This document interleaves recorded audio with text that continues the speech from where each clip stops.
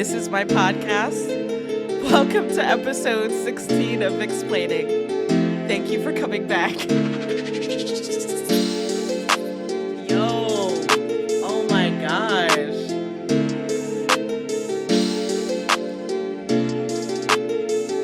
I am so embarrassed because I sat here talking to myself for 30 minutes over this mic for nothing.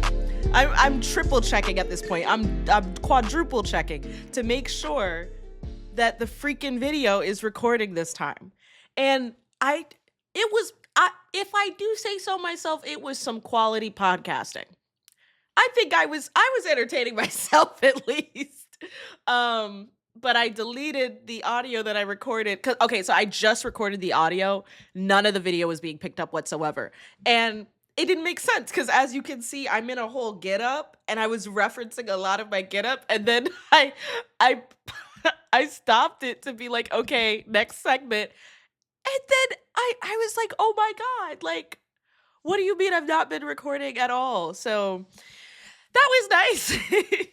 It was therapeutic, to say the least, like, just getting it all out there. But I guess what happened on those 30 minutes are between me and the good Lord above.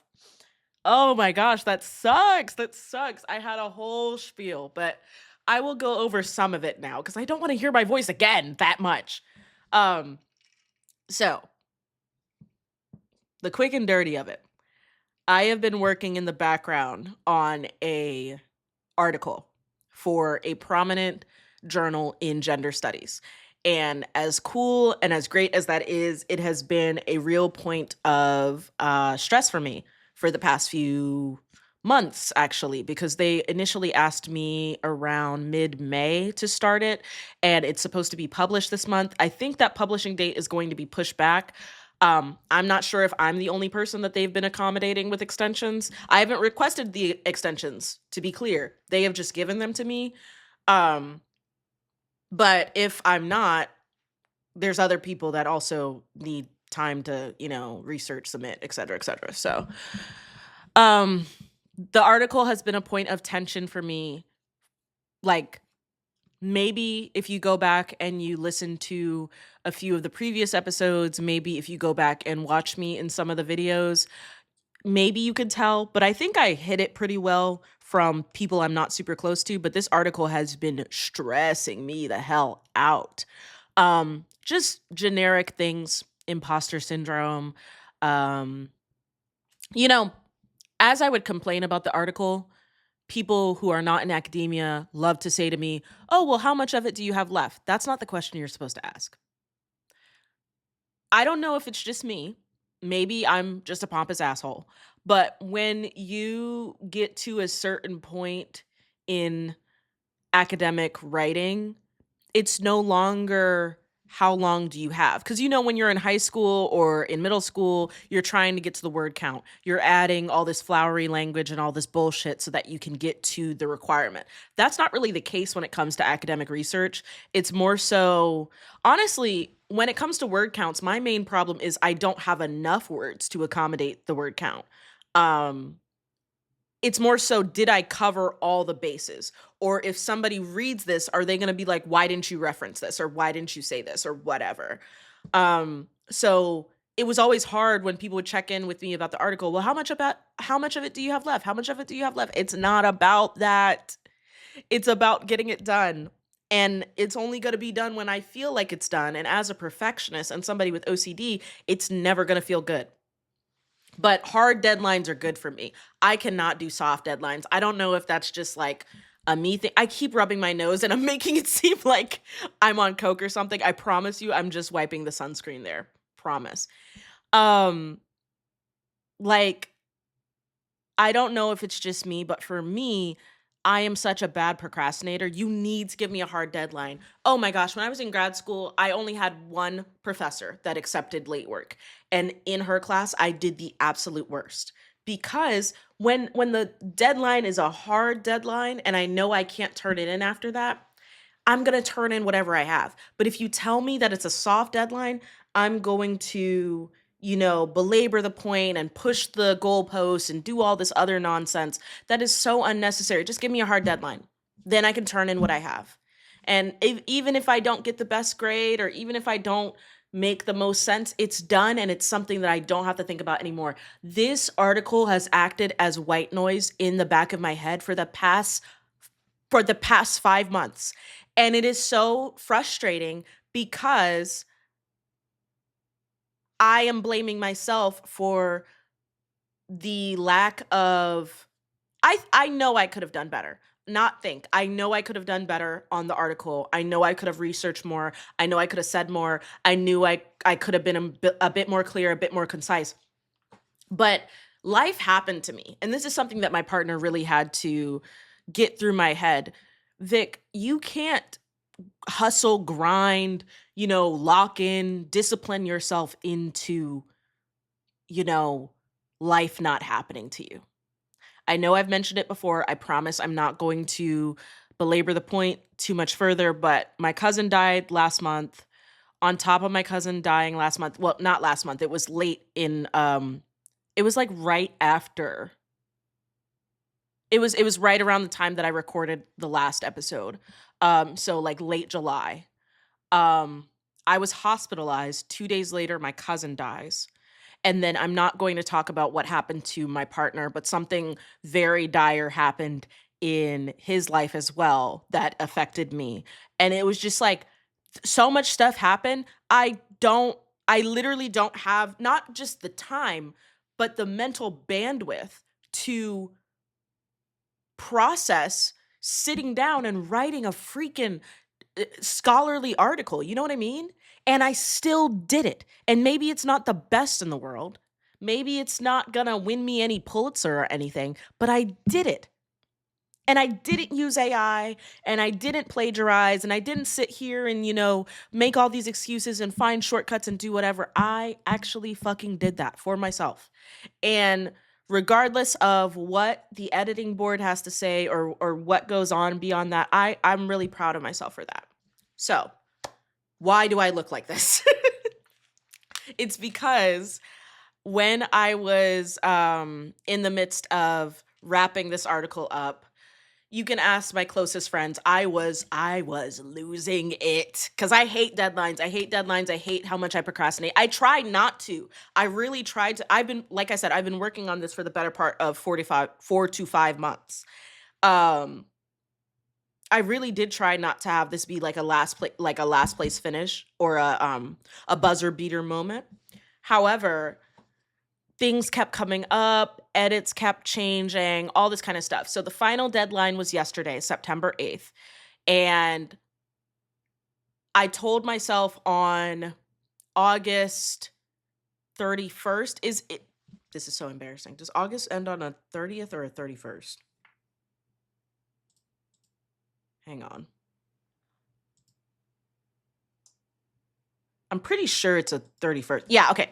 So on August 31st, which was the Sunday before this Sunday, I told myself, you need to have this article done by Friday, September 5th. And just so you guys know, again, I am the editor of all of these episodes. I am the host of all these episodes. I'm also the social media outreach for all these episodes. So everything that happens related to Vicsplaining is me. I don't have an editor. I don't have anybody assisting me with any of the other stuff. The only stuff that I've reached out for is the music, which is Mateus, and then the logo, which is Look at 1106. Other than that, this is all me. So that being said, I give myself deadlines all the time for a lot of stuff that I do. I can't always fulfill them. And it's not because, oh, I'm a failure. Oh, I'm wrong. Oh, I'm this. I just didn't lock in enough. It's because it's literally not feasible for me to do half of the shit that I'm doing. It is not feasible for me to have a full-time job and expect there to be no delays related to this podcast. A full-time job, getting married. So I'm planning my own wedding. Maintaining that relationship, maintaining relationships with friends, making sure to eat right, exercise, and I have a full-time freaking job. And it's not a regular full-time job. I do a very, no, it's not physically taxing. I don't do that much physical labor, thank goodness, but the mental and emotional labor wrapped up in working in reproductive justice in the South in 2025 is a lot. It's a lot.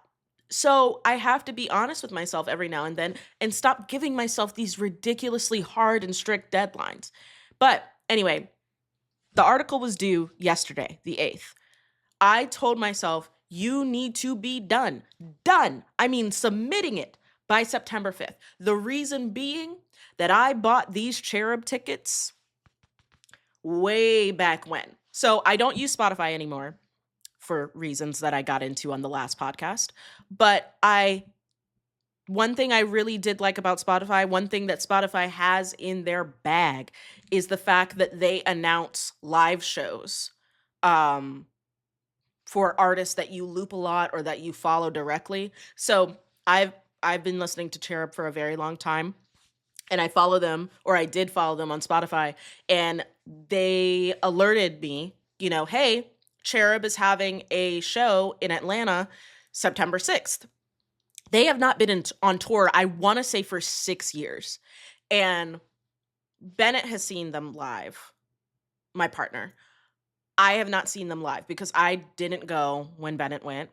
And then there was another time that we did have tickets to go, but I didn't end up going because I forgot. I don't remember what it was, but I had some kind of family like previous engagement, some kind of family commitment, and I was set to go to their show, but then they canceled the show in Atlanta and they moved it to the next weekend, and the next weekend was the family engagement. And so it's like I can't go. Like, love y'all, but I love my family. And life is short. So it's like I really, there's always next year, and there was not next year. They did not go on tour next year. I was so upset, and I was like, man, the next time CHERUB goes on tour, I am going. And I finally got to go, and I had the tickets, and Bennett, love him. He is such a homebody. I am very extroverted. He is very introverted. I'm very much a get up and go. Let's see what the world has to offer. And he's very much a, can we stay home? Can we cuddle in bed? Let's have like hot chocolate and watch, movies or whatever. I'm not that type of person. So I already told him we're going to go to the show on Saturday. But he was already soft launching the idea of either staying home or leaving early. He was saying stuff like, oh, like if you need to work on your article, we don't need to go to the concert. Like we can get refunds and then we can just chill out here and I'll let you work. Then when we got to the concert, he was like, if you want to leave early, because he knows me, he knows that I'm very anxious. I don't like big crowds. I don't like contained areas. One of the biggest things that I love live music. Like live music really, like I love music in general, but the streaming age kind of makes it difficult to really connect with the music in the way that I want to. Live music eliminates all of that. And on top of that, you get to really see the talent of the artist that you are engaging with. And so, but the one thing that I don't like about live music is that people are vengeful. People are spiteful. People are erratic and unpredictable. So, for example, the last time that Ariana Grande went on tour, she's going on tour again. My friend is trying to get tickets. Good luck to you, girl. Truly, because I think 10 million people signed up for a presale, which is insane. That is a fraction of the United States. That's kind of crazy. But anyway, I love live music, but the last time Ariana Grande went on a tour, there was that bombing at her Manchester concert, And, there's shootings, there's fights, there's all these other kind of things. You cannot predict what other people are going to do in public. And so I'm always very nervous when I see artists live, any artist, but especially a big artist. Like when I saw Beyonce earlier this year, the anxiety around being around that many people in one space. Oh my goodness. It's not even about like the concert goers themselves. It's more so, even though that also, you don't know who you're standing next to or sitting next to, depending. But more so people like to target events that have lots and lots of people in them, and that's so hard for me as a people person to be, like, kind of agoraphobic and also really love to be in groups of people. It's a very tight balance, like, you have to be very, very, um, specific with the ways in which that you engage. So anyway, he told me when we got there, if you wanna leave early, because he knows I hate traffic, and if you aren't feeling it or whatever, like, we can go. And I was like, "I think I'll be okay." And we sat through the, pre-opener, the opener, and, the main thing. So we got there super, super early. We got there at, I wanna say about 8, and doors opened at 7, and they didn't go on to perform until 10 p.m. And we were at the front row. I told myself, if we're going, we're gonna be early. We're gonna get the front row because I really like CHERUB. I really, really like CHERUB. And Bennett's already seen CHERUB live, so he's like, I'm not really, I don't know what to expect, but I'm not expecting too much.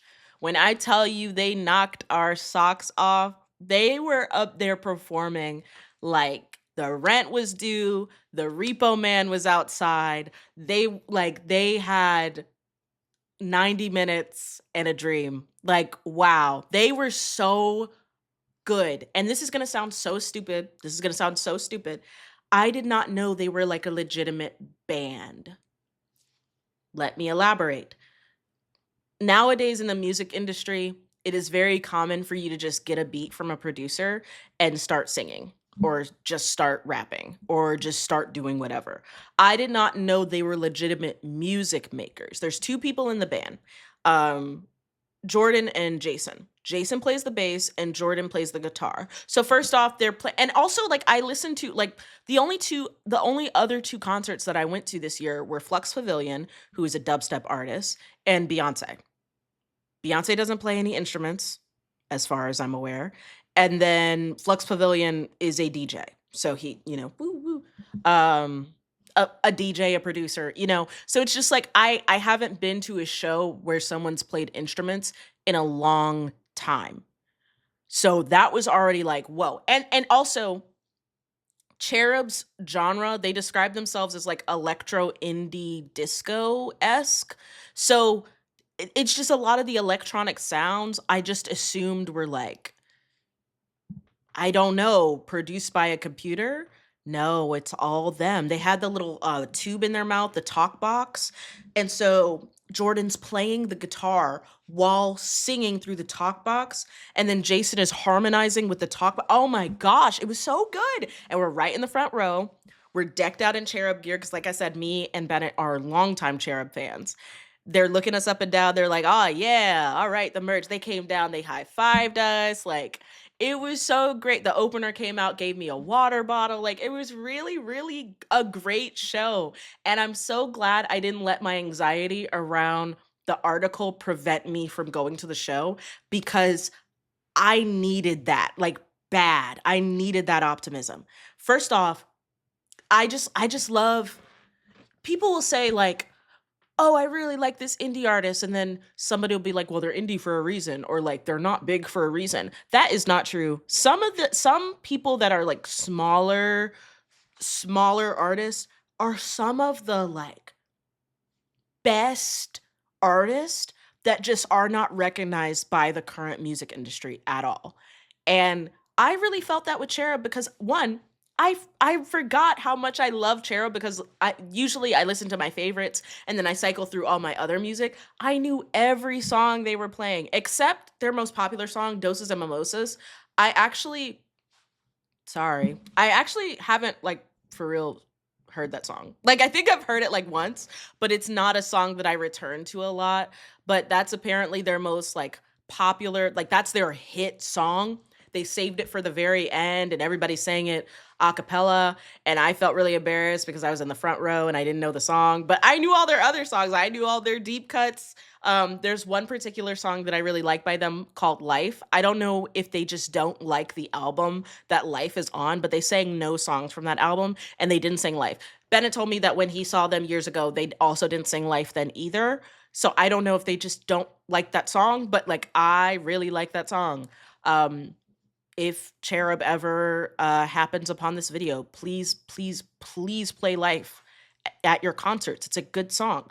Anybody that doesn't like that song is stupid. It's a good song. Anyways, so it was so good, and it reinvigorated me, and it really helped me. It really helped me not give a shit in a good way. Like, I'm actually giving too much of a shit. Like, yes, it's good to be passionate. It's good to care about things. It's good to have priorities that are in line with your goals in life. I want to be an advocate. I want to continue being a professor. I want to continue helping people and educating people on these important topics. However, comma, that doesn't mean I shouldn't enjoy myself and have fun. And that was like an authentic kind of like, when people talk about like the 80s, I wasn't alive then, but like, they talk about the 80s and like, oh man, we were rocking out and like taking psychedelics and like, oh, the vibes were just amazing. And that was the vibe I was getting in that crowd. Yeah, there were a couple of phones up, but people really didn't have their phones out that much. People were dancing, people were singing, people were authentically engaging with the artist. Oh my gosh, when I saw Megan Thee Stallion last year, she was phenomenal. Do not get me wrong. She was great. But there were so many people there that you could tell don't listen to her because they didn't know half of her music. And so I'm singing at the top of my lungs. Bitches next to me smoking 3 blunts. I have nothing against smoking. Why did you come here? Because I know how much my tickets were. And you're in the good section. Why are you here? A lot of people go to these shows. Now I'm going on a tangent. A lot of people go to music shows because they have FOMO, the fear of missing out. And they don't actually give a shit about the artist or give a shit about the music. Or they listen to certain artists because they know that's what the current culture is oriented for, but they don't actually like that music. I have no understanding of that. I am such a Megan Thee Stallion fan. Look, I love Megan Thee Stallion. Anybody who knows me knows that. I very deeply love Megan Thee Stallion. If I didn't like Megan Thee Stallion, I don't give a fuck that people like her. I'm not going to her concert, and I'm sure as shit not spending hundreds of dollars on a ticket to her show. That makes no sense. But people will do it, and they sit there, and they get these front row tickets, and they don't know any of the songs. I don't understand that. I do not understand that. I do not understand that. CHERUB, on the other hand, there's a few deep cuts I didn't know. I don't know their most popular song. I probably should learn it. It's not my favorite. It's not my favorite off that album even. That was a good album. Year of the Caprice. It's not my favorite. But all of that being said, I am a big and I also didn't spend as much cuz they're not mainstream artists. So, the group, I don't know if they determine the pricing or if the management company determines the pricing, but it was not as much as I spent for Megan Thee Stallion. It wasn't as much as I spent for Beyonce, as you could probably guess. Flux Pavilion, I got those Flux Pavilion, please, thank you. I got those Flux Pavilion tickets for $10. But the reason is because he's been a producer. He's been a dubstep artist since 2011. So like the people that are going to see him are actually really into Flux Pavilion and have been for like decades. You know what I mean? That was the vibe I got from the crowd. People that genuinely like music, they're here for CHERUB. They're here for the vibes. They're here for the music. And we just lose that a lot in a lot of these, like, I don't know, music is so weird. I'm going to get into that after this. How weird the music like world has been lately, but that was just a reminder of like, wow, like Vic, when you hole yourself up in the house and you get upset because, oh my gosh, I'm behind on this personal project, or I'm not where I need to be on this article, or like you just make yourself into a machine. Human beings are not machines, thank God. That you need nourishment. You need to see genuine fucking creativity. And that show was so good. I don't care. CHERUB, please do not stop touring. Please go on another tour next year and the year after that until y'all can't, because we need more genuine artists out there that are doing stuff like that. I really, really, really, really love that performance. Also, side note, Jason from CHERUB, you are very attractive. Okay, that's my update of the week.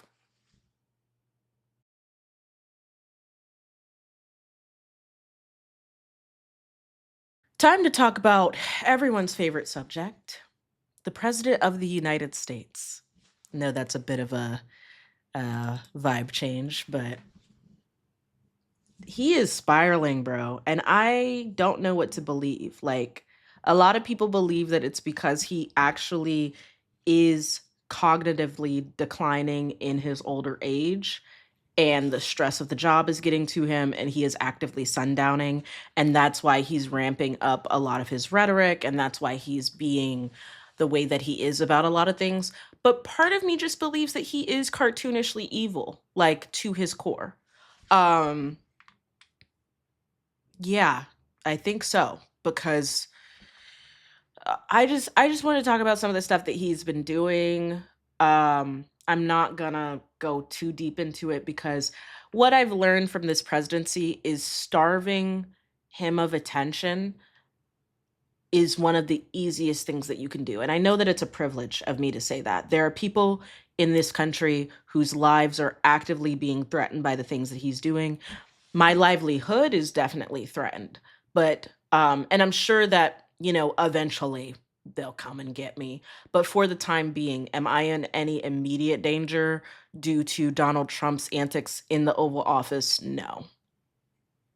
And I think just ignoring his public tantrums, his wide scale, like when he had that whole like parade for his birthday through DC, and people had a protest out there, the No Kings protest that was 10 times bigger than the crowd that was at his military parade. Yeah, let's keep that up. Privileged middle class people need to continue starving him of attention, because I am so sick of hearing about him. But his latest thing that he did was he renamed the Department of Defense to the Department of War. On a technicality, he cannot do that single-handedly through executive order. He has to go through Congress, he has to go through all of these different channels that are built for checks and balances to ensure that some megalomaniac idiot doesn't go into the office and just decides to like do all this other kind of stuff. I don't know why people are pretending that the rules don't apply to Trump. And this isn't the first time that this country has let me down in that regard, where their rhetoric has been more democratic than it is in practice, because we are a democracy only on paper. We are an oligarchy through and through, and nobody gives a shit about anything that Donald Trump is doing or any of the precedent that he is destroying, because he's in charge. And I don't know. I think that's why I feel comfortable ignoring him, because it's like, what more can I say? I don't like him. What more can I say that's not going to have, you know, freaking ICE and the NSA beating down my door with a battering ram? Not much. So I'm conflicted on this name change thing, even though it's not actually changed yet. They're like changing the name on certain, like, I think there's like a wall that they changed it on. I don't know if they're actually changing it with buildings, but as far as I'm aware, I have family that is currently working in the Department of Defense. I don't believe it's actually something that is going to be like, and here's the other thing. Trump also couldn't get away with a lot of the shit that he was doing if people would like, if they would just say, "Hey, I actually don't want to do that. I'm not going to." Like Columbia, for example, not my hometown, Columbia University. You didn't have to comply with any of that shit, and you lost your funding anyway. You outed yourself as a group that protects Zionist and suppresses dissent and disagrees with Palestinian sovereignty. Goodness, I can't talk today. And on top of all of those things, you also did not get to keep the funding that you thought you would keep if you just did everything he said. Because the thing with authoritarians and dictators and all these other kind of flavors of asshole, they they're gonna you're gonna give them a mile for whatever reason, and they're gonna take the entire Kentucky Derby. They don't care. They're not gonna be like, that's reasonable. Yeah, you better listen. They're gonna keep subjugating you and keep pushing the envelope.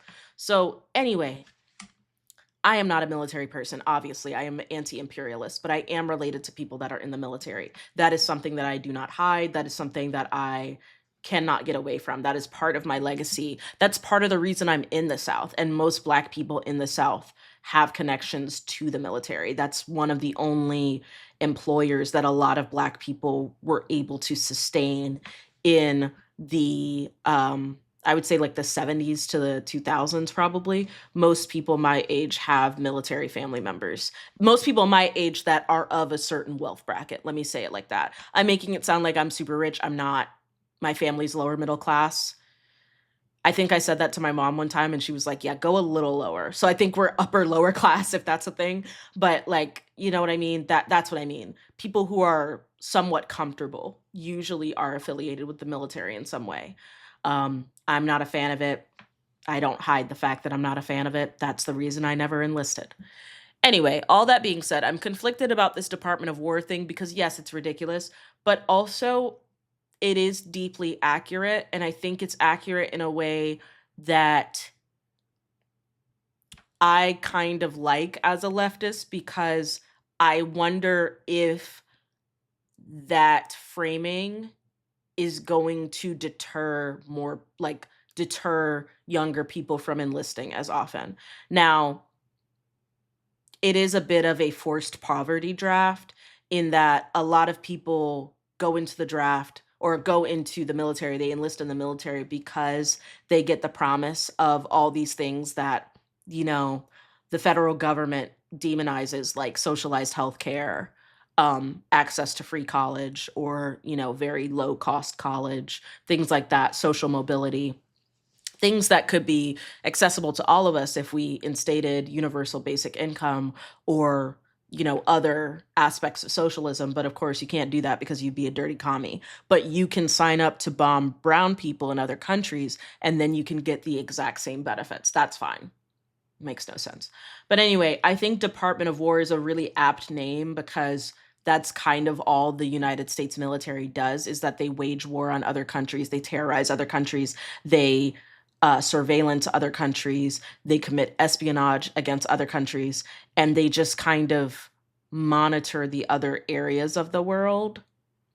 So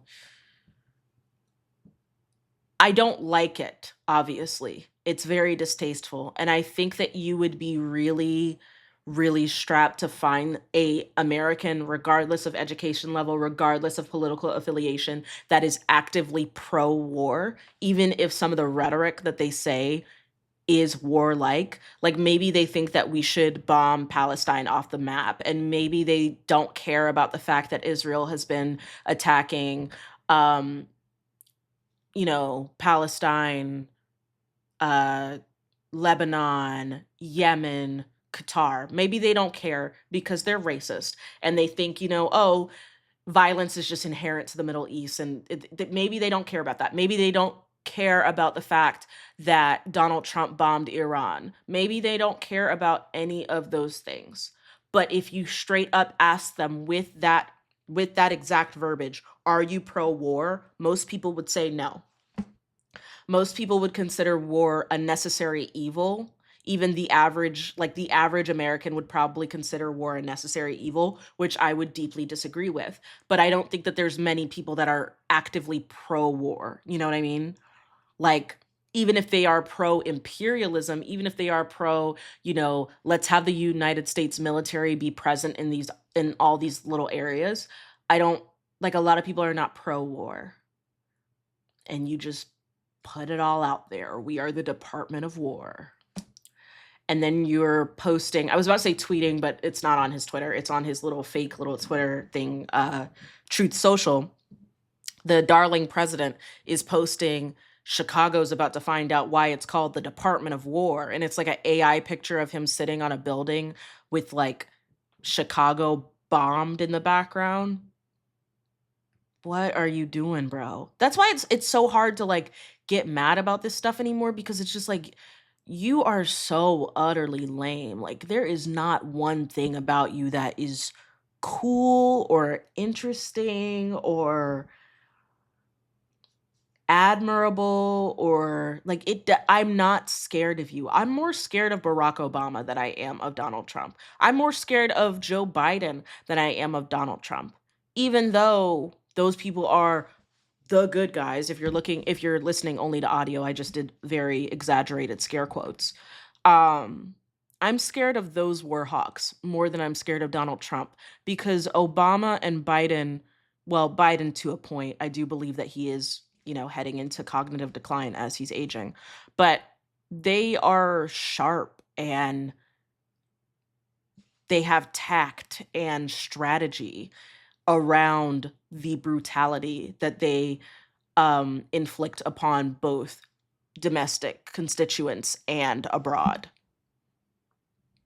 People getting ripped apart on college campuses because they were protesting in favor of Gaza in the midst of this genocide, them getting like slammed by the police, like the level of brutality that was at the direction of the Biden administration, that's tactful, that's sharp, that's strategic. This shit that Trump has been doing is very, very like sloppy. Very, very sloppy. So it's like not only are you also a ghoul like every other president prior to you, but you're also a bad ghoul. You're not good at it. It's very tacky the way that you're going about things. Having these masked up Gestapo in the street to stop people who are holding like paper signs and Mexican flags, to have them stopping them with like RPGs, that's tacky. Very, very tasteless. It's very ugly. It makes us as a country look fucking stupid. Not that we've ever looked intelligent on the global stage. Let me make that very clear as well. But it's very, very, leaves a bad taste in my mouth. It's just very, it's not giving what he thinks it's giving. He thinks he's giving Bolsonaro, and he's giving Boris Johnson. He's giving porn parody of Boris Johnson, to be honest with you. Is that his name? The guy who was in the UK? Let me get my dictators right. Yeah. Like, you're giving that level of like floundering around, and like, I cannot take you or any of your goons seriously. And Pete Hegseth, as much of a war hawk as he is, and again, I acknowledge that this is a privilege because I am not in a country that is torn apart by our imperialism. I can't take that goober seriously. That man was a host on a TV show. They just hire anybody in this White House, and we're just supposed to be like, oh, I can't believe you're not owning the libs. You're embarrassing the country. It's really, really humiliating to be American right now. And it used to just be online. You know what I mean? Like, it used to just be like, oh, I'm an American, and everyone felt pity for you online, or they fucking hated you online because, oh, you're an imperialist. Oh, you're privy to blah, blah, blah, blah. Now it's like you can't go anywhere. Oh, where are you from? I'm from America. Oh, aw, that sounds horrible. And this is like, I'm not even on some patriotic shit. I don't believe in borders. I don't believe in any of the shit that this administration believes in. And I don't believe in the American dream, the American project, any of that stuff. But the actual land that we live on, regardless of the fact that it was, acquired in the in Manifest Destiny, in the eradication of Native Americans, etc., etc. Just speaking outside of all that political context, the physical land that we stand on is beautiful. And it is such a great tourist destination that even if I did not live in the United States, I would want to visit over and over again. We have some of the best national parks in the world. we have every, I think I said this on a previous episode, but like we have every climate, we have every like environment that you could want. We have all kinds of weather for now before climate change comes and nerfs us.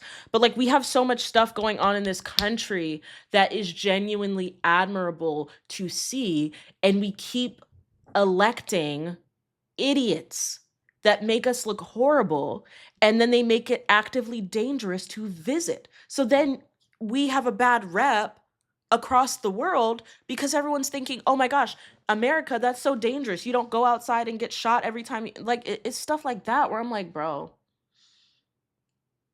all right, bro. Okay." And now you're renaming it to the Department of War. Okay, yeah. That makes people want to visit your cities. That makes people want to visit your states. The other thing is that like he does this a lot, but like the Republicans in general do this. The demonization of like cities, I never under there's definitely things about the city that you could argue aren't great, but I always hear that as a dog whistle. Oh, this is a bad area. Oh, this is a really dirty place. Oh, this is what you mean is that black people and other people of color live here, or that people live here in a concentration, because that's all a city is. I like people. I like cities.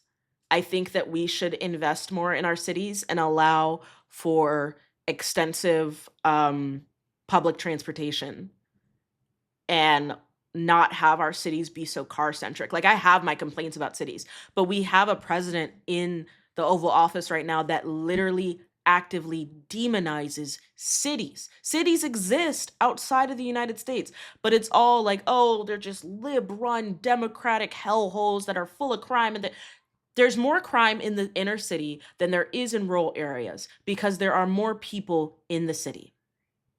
There are more poor people out there as well, and there's more things to grab. That's why you have theft. Like, that's like sociology 101. Not that I would expect anybody in this administration to know what the fuck that is or to care, but it's just like a lot of the things that we, I don't know. I don't know. I really don't know. And like, do I like seeing people pissing on in the MARTA? No. Do I like seeing people shitting on the side of the street? No. Both of those things are very strange. But the pearl clutching that a lot of white middle class and above people do around the notion of being in the city or being near the city, as if, oh, the suburbs are where it is. Like I can't be around the dirty, nasty city. Oh my gosh, I can't get on the bus. Could you imagine being contaminated by the bus air? I'm like, oh my God, you guys suck. Like actively that individualism, that misanthropic attitude is really like what is dooming our cities. It's because these rich ass people come in, they gentrify the cities, they get tired of them, they don't add anything to the community, and then they leave. And then the rent is hiked up all the way high so nobody can live anywhere. So that's why you see more homeless people, because nobody can fucking afford anything. That's why you see more people doing disgusting things on the side of the road, because they don't have anywhere else to do these disgusting things. All the disgusting things you see people do on the side of the road, piss, shit, masturbate, are all things that everybody does, but we have homes to go do them in.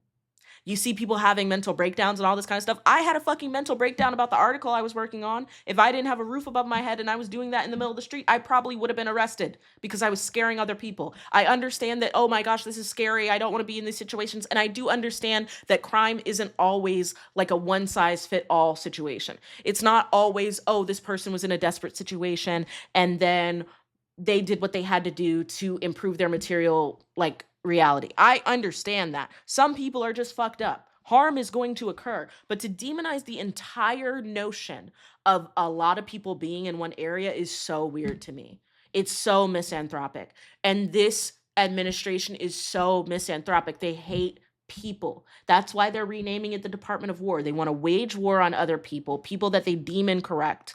They want to continue to embolden the imperial core, eventually purge all of the queer people, all of the Black people, all of the people of color, all of the trans people from this population and remake it in the image of what America originally was supposed to be, which is a nation of white people. It doesn't matter that the white people are immigrants. They don't identify with that because they feel that they are native to this country. And then they embolden Christian nationalism and all this other dog shit stuff. Bro, nobody agrees with any of the stuff that you're talking. I know I'm saying nobody very broadly. There are obviously people that agree. If there weren't people that agree, the dude wouldn't be in power. But for the most part, like the everyday average person, even the people that are Christian nationalists are embarrassed to be Christian nationalists. The amount of people that are on dating apps that actively lie about being moderate or liberal because they know that it's not popular to be right wing or Republican. It's not a like, I think that there's this narrative that like, oh, Trump is representing the silent majority. This is a very, very loud minority of people. Most people do not give a shit about anything. And that's every topic, whether it's about Black liberation, trans people, Israel, Palestine. The average American, it's not that they don't like it or they do like it, they don't support or they do support, they don't give a shit. So you sitting there being like, everybody agrees with me. Most people don't give a fuck because their rent is over $2,000. Most people don't give a shit about the big cultural concepts that this administration seems to think are owning the libs, and like they make it seem like the zeitgeist is so far right, and it's just actively not. The average person in this country is a spineless liberal, and that is an insult. But also they lean more left than the administration anticipates the average American. And if they do lean right, usually it is out of a lack of exposure or a lack of education. So lack of exposure, as in, I know some people who are deeply, deeply transphobic, but the only reason that they're transphobic is because they think they've never met a trans person. Either the person has never come out to them as trans, or they literally cannot clock people as trans. My mom is one of those people. My mom says some, I don't think my mom is actively transphobic, but she says some cissexist, that word always beats my ass, cissexist things, you know, being a Gen X older woman. And she's met hella trans people. Not only has she met several of my friends that are transgender, but she also has transgender people that she has worked with in her time as a federal employee that she will never know are transgender, because a lot of transgender people transition and then they live in stealth out of safety. That doesn't mean, you know, she is the average person. It's not that she has these really deep, you know, thought out theoretical ideas around transgender identity and transsexual identity the way that I do. She's not writing articles for these big hoity-toity journals and conferences. She's just existing, and she's minding the business that pays her. Most of these cultural issues, most Americans do not give a shit unless it directly affects them. And most of the not giving a shit here in America, because we live under a neoliberal framework, usually it's predicated on the idea of neoliberalism and liberal politics. Most people don't care. Most people want people to live and let live. Hey, it's a free country to some, you know what I mean? As long as it's not hurting other people. I hear that all the time. As long as it's not hurting other people, what is the problem? Like, that's how most people feel.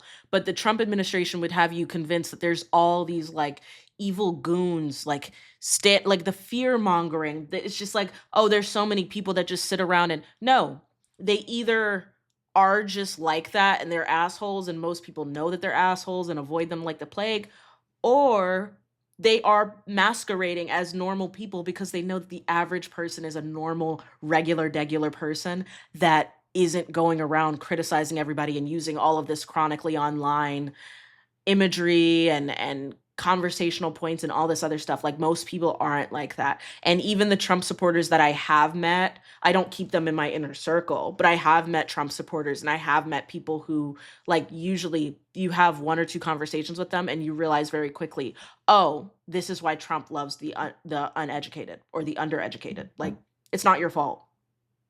Sometimes it is, but like I mean, you're still perpetuating harm even if it isn't your fault, but it's not really your fault. You're a victim.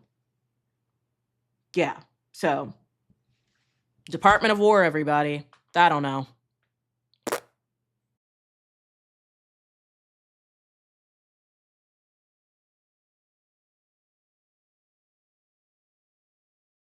Y'all can't see it, and I can't angle the camera correctly to pick her up, but Woodchip is right next to me. You want to say something into the mic, baby? Yeah? I hope y'all picked that up. Anyways, I want to talk about Lizzo. Now, if you are a subscriber to me on Substack or Patreon, which thank you so much if so. But if you are, you heard in one of the previous bonus episodes, I revealed my very parasocial one-sided beef I have with Lizzo. I've been a Lizzo fan for a really long time, and I'm not going to go into it the way that I did on the bonus episode. But basically, I have been listening to Lizzo for a very, very, very, very, very long time. Like back when, she used to have like free concerts and she collabed with like queer little weirdos like Mickey Blanco. And, she had an album called Big Girl, no, wait. Big Girl, Small World or Big Girl, Big World, something like that. And one of my favorite songs by her is a couple of my favorite songs by her are on that album.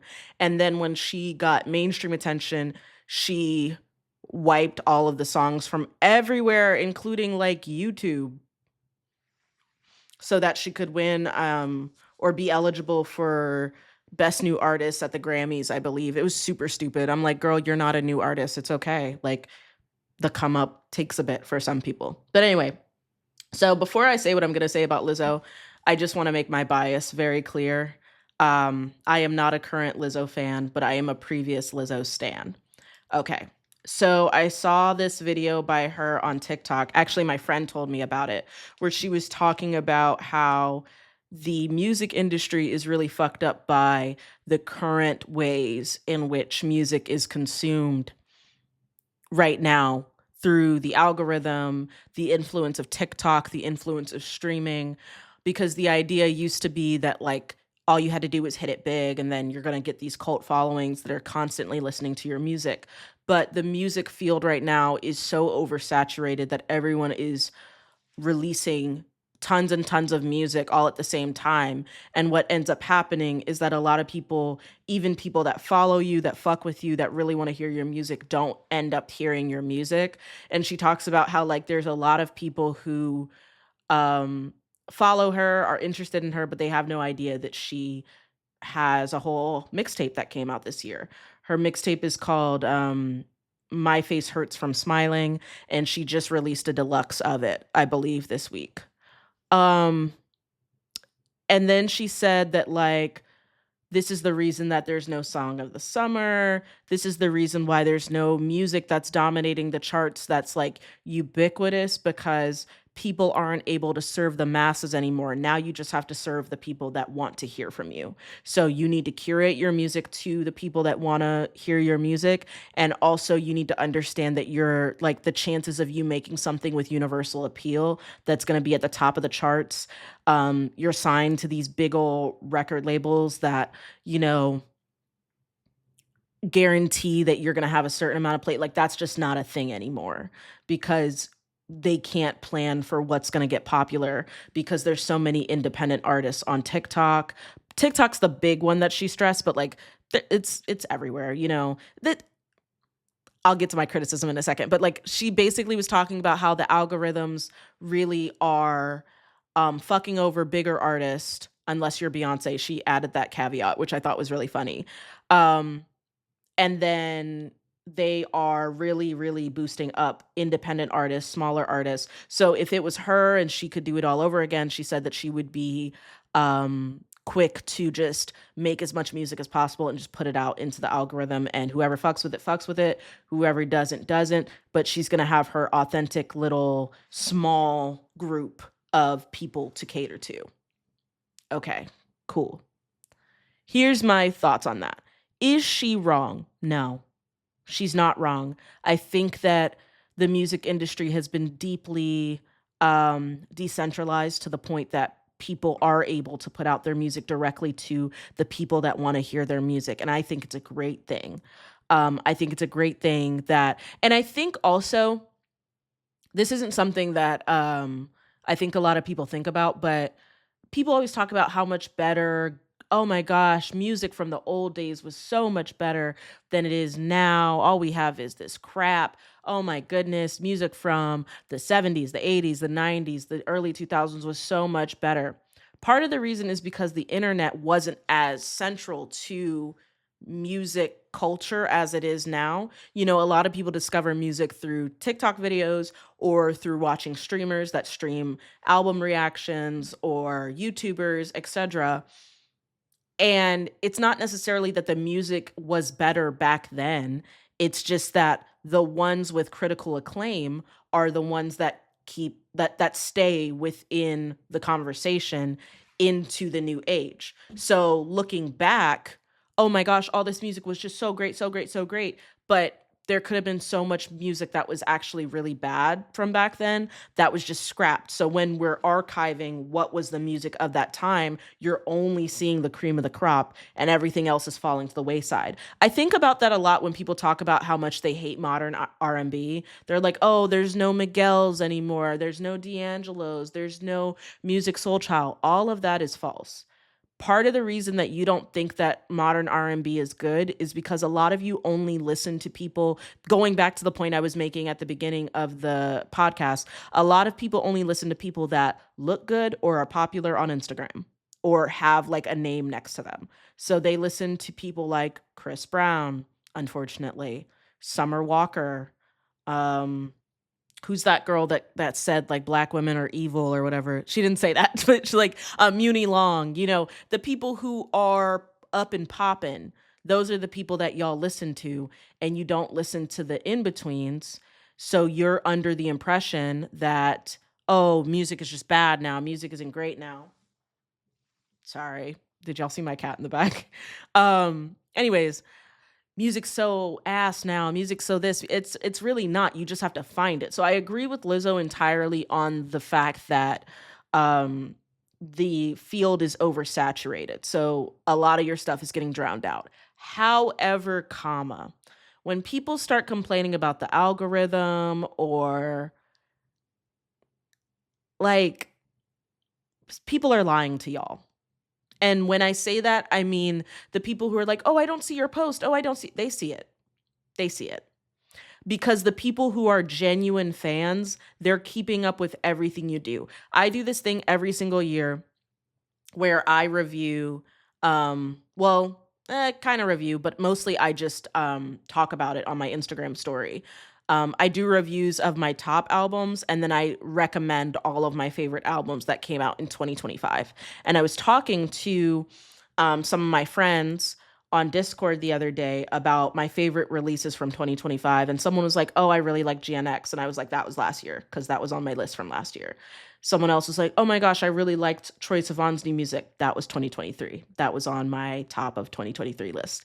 Like, there are people who are paying attention. Maybe they don't have like Anthony Fantano levels of like um anal retentiveness around music, but if they want to hear your releases, they are paying attention. So the people who say, "Oh, I just didn't see you posted on Instagram because Instagram's algorithm is all fucked up." Yes, it is fucked up. And it is hard to see the stuff that you want to see on Instagram, but if it's an artist that you genuinely fuck with, that you want to see, you know, whatever, they're aware. They're just not streaming your music, Lizzo. First off. Secondly, a lot of the music that she has been putting out as of late is not Not only does it not have universal appeal, I would argue it doesn't even have appeal in the first place. I hate to say it like that, but that's just how it is. Like that Wham Whammy remix that she did, that appealed to people because Wham Whammy is a popular song. I did not think that that song was like her remix was good.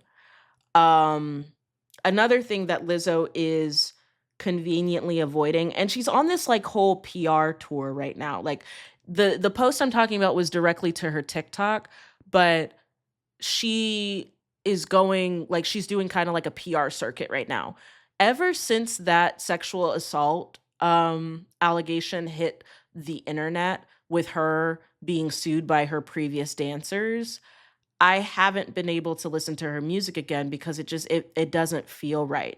And like I said, I talked about this on the bonus episode previously, but like Lizzo is a really, really big diva. Like she's a diva down. Like she loves praise and she cannot take criticism whatsoever. I talked on the bonus episode about her album that came out. I think it was Special. I want to say that was the album. And I listened to that album and it was extremely okay. There were songs I liked on it, there were songs I didn't like from it. One of the songs is literally called Birthday Girl. It is the most straight to Instagram story song I have ever heard in my life. It is genuinely one of those songs that you post when you are posting a collage of your friend, and you want a song that says birthday that isn't the happy birthday song. It was not anything particularly artistic. It was not anything particularly deep. It had commercial appeal. And I think that if Lizzo's goal is to be an Instagram story song snippet artist or a TikTok snippet artist or a commercial jingle artist, I think she's nailing it. But a lot of her music, it just does not hold up to the oversaturated market that we have currently because there, there's so many talented, like anybody who tells you that music is dog shit right now, they don't listen to music. At least not they don't delve into music. They most likely only listen to one genre and they don't listen to music outside of the United States. I am fully convinced because some of the music that is coming out right now is some of the best shit we've had in a very long time. Yes, there are people who are trying to get people's attention and all this kind of stuff, and they're doing like gimmicky money grab stuff, but a lot of people are really putting their dick ball ass and taint into this music shit in a way that's recognizable. So um I wonder how much of the, because she's saying like, oh, the algorithms just don't favor bigger artists. I think that Lizzo is ignoring how much of an effect that the sexual assault allegation had on her career trajectory. Because for me, as somebody who used to be a very long time Lizzo fan, I don't follow Lizzo on anything anymore because I thought that her response to the sexual assault allegations was just that heinous. The ways in which she tried to smear those women that have been in her like dance group for years and years and years, it's very it was not cute to me. I didn't, and I know a lot of celebrities deal with all kinds of allegations, all kinds of ways. A good example is I'm a big Megan Thee Stallion fan, and Megan Thee Stallion also had sexual assault allegations from a someone who rode around in the car with her. I think he was a makeup artist, saying that she had to bear witness to her having sex with another woman in the car with him. Not great either. If she got on the internet and started bashing him and being like, "You're not a victim," and all this other kind of stuff, I would probably like the magic would be gone as well for Megan too, but that's not the case.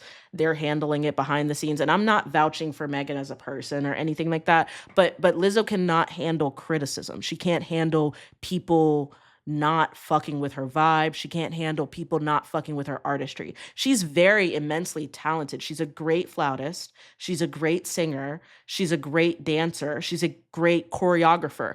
She is not ready to be famous in the way that she was when Truth Hurts blew up. She's not. She's not ready to be big like that. Um, when Rumors dropped, I talked about this on the bonus episode, so I'm repeating a lot of the stuff that I was saying. But Rumors with Cardi B, horrible song by the way, just god awful. Um, even the way she went about that, the song was dog shit. The what is it? The marketing around it was dog shit. The response she made to people being like, "I didn't like this song," was dog shit. It was just horrible. And there's nothing wrong with being a sensitive girl, but to be talking shit in the way that you do within the industry, and also to have the attitude that you do have to be a little more discerning about the way that you present yourself to others. Again, this is one-sided parasocial beef that I have with Lizzo, so it might be coming off harsher than I'm intending, but all I'm saying is that Lizzo being like, "Even I'm struggling." Girl, we know you're struggling. Your last album did not sell well.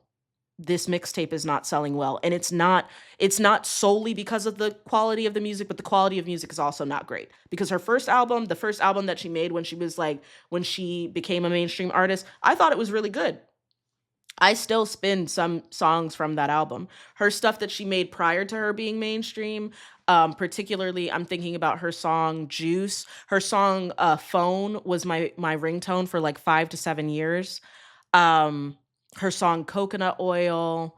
My favorite song that I was talking about from her old mixtapes is Bother Me, which is like a very rap heavy song, which is why when people started talking about her, they'd be like, "Lizzo is a rapper." Yes, Lizzo is a rapper. You're just not listening. Like, she's been rapping for a very long time. She used to be part of a rap group, an all female rap group called Girl Party. Like, she can flow. The music that she's making lately, it's not great. Not only is it not performing commercially well, her the attitude that she puts on, "I'm a bad bitch and I don't care about anybody," you can see through it immediately. And for fatphobic and ableist people on the internet that are like trying to find your weaknesses, they're gonna claw on that consistently. And I really wish that there was somebody in Lizzo's camp that would tell her these things and be honest about it. Yeah, I really, yeah, I'm not a fan. I hate to say it like that, but all of this to say, she's right. The algorithmic model is definitely to her detriment. It's to a lot of people's detriment. And I do agree with her that artists should be curating their fan base more, communicating with their fan base. But the thing that I fear is that things like the way that I'm feeling about Lizzo are going to happen through that, where people can't understand that the relationship is parasocial. And so then they get personally offended when things go on with this artist, or if the artist doesn't want to speak to you or anything like that. She said, the Swifties got it down.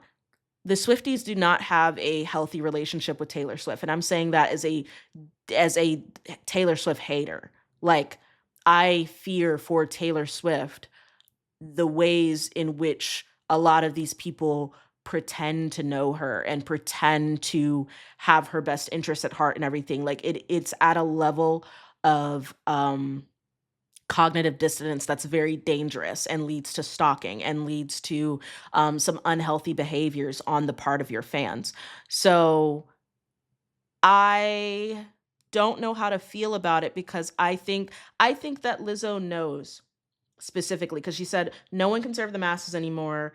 Um, you have to serve your people. I think it's good not to serve the masses, because maybe more people will be making music that is, one, indicative of their actual musical ability and talent, and less so of hopping on trends.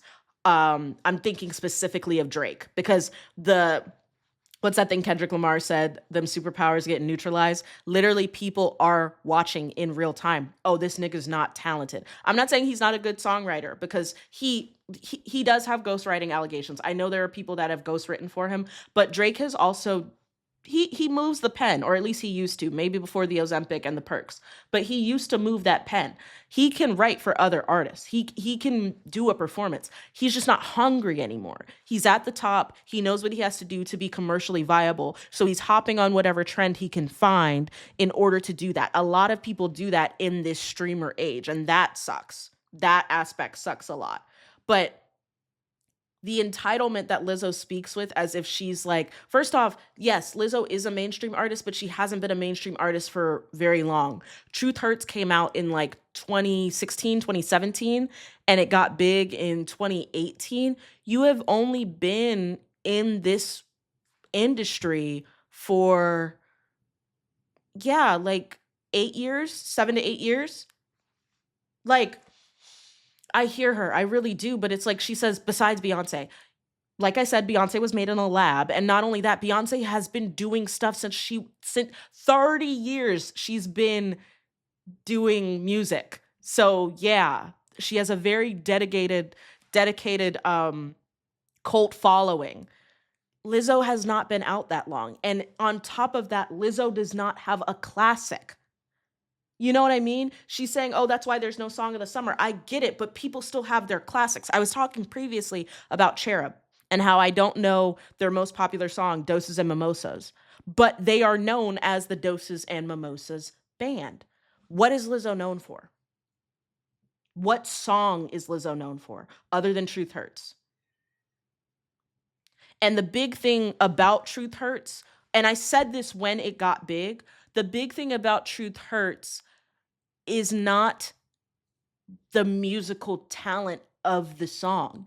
It's the kitschiness of the phrase, "I just took a DNA test, turns out I'm 100% that bitch." White women loved putting that on like Etsy pillows and like bumper stickers, and that's what she's known for, whether she likes to know that or not. And it makes me sad because Lizzo is really talented. Genuinely. She's really, really musically talented. But her haters know her for her previous size. And then the people who fuck with her, if they fuck with her authentically and they know the range of the music that she can bring to the table, they do understand that she does not have a classic hit. And then the people who are, you know, on the outskirts, because she said in the video, "Look at my follower count." Girl, a lot of people just follow people who are popping. You were popping when you had that countrywide tour, and when you were on the Grammys and the VMAs, and you were doing all these other things, but a lot of people do not know your music legitimately. I liked About Damn Time. I like there's a lot of music that I like by Lizzo, but I do understand she does not have a classic.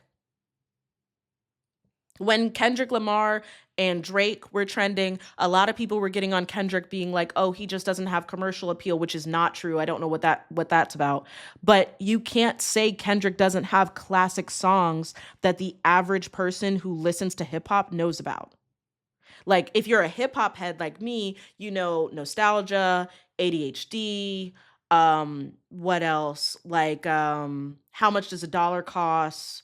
You know, classics.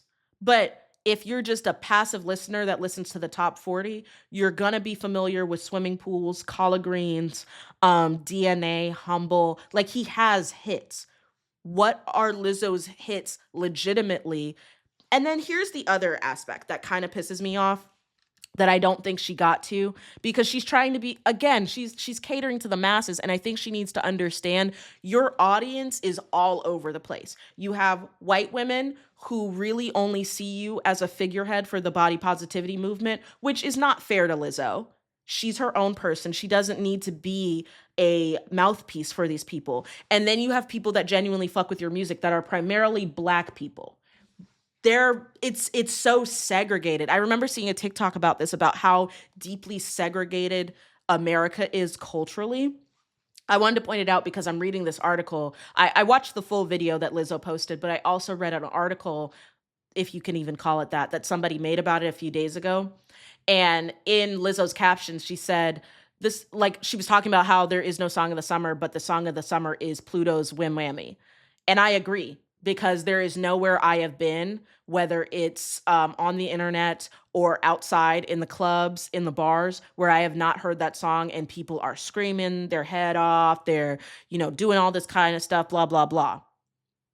But the person who wrote this article is like, "No, that's not the song of the summer." To you, to a lot of white people, but to you, because to a lot of Black people, a lot of Black Americans, that is the song of the summer. So I don't, you know what I mean? It's just like there's a bigger issue happening here, and I think one of the bigger things is that the internet is eliding a lot of the boundaries that we have in the physical, like real space. Some people call it meat space, really grossly, but it's like, so populations of people just feel like populations of people when in reality people are very segregated. I did not like that new song that Kalani put out, Folded, but a lot of the R&B bitches that I follow really fuck with that song. I don't really like Kawan, the artist that made that song that got big with Kalani, Worst Behavior. Um she also has another song called Do What I Say. Those are the only songs I really like by her, but I listened to her new album and I'm not a fan. But a lot of people who are into the kind of like Summer Walker, Chris Brown sound, that's all they listen to. They really fuck with Kawan. So I agree with Lizzo, but I also think that Lizzo is burying the lead. She's trying to make it sound like this is a big meta commentary on like all of music and everything. And I definitely think there's some truth to it. But also, your albums are not selling because a lot of people dipped during your controversy. And also, a lot of the people who are fans of you, look at all my followers. A lot of the people that follow you are not authentically fans of you. They're riding the wave. So, yeah, those are just my thoughts on it. Disagree if you want. I'm gonna wrap it up here, folks. Very music heavy episode with a side of doom.